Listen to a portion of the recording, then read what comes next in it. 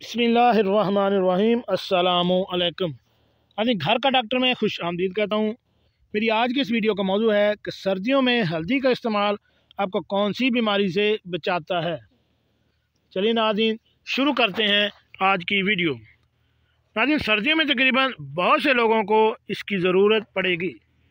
गर्मियों के मौसम में बहुत से लोगों को खारिश की शिकायत होती है और लोग इसको दूर करने के तरह तरह की अद्वियात और क्रीमें इस्तेमाल करते हैं, लेकिन आज हम आपको इसका बहुत ही आसान और ज़बरदस्त घरेलू नुस्खा बता रहे हैं, जिससे इंशाअल्लाह आपकी खारिश बहुत ही जल्द ख़त्म हो जाएगी।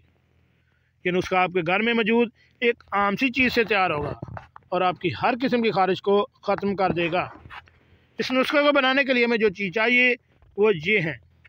आपने सबसे पहले हल्दी लेनी है और पानी। अब आपने हल्दी को पानी में डालकर मिक्स करना है और जिस जगह पर खारिश हो रही हो वहाँ लगा लेना है। इंशाल्लाह कुछ ही देर में आपकी खारिश ख़त्म हो जाएगी।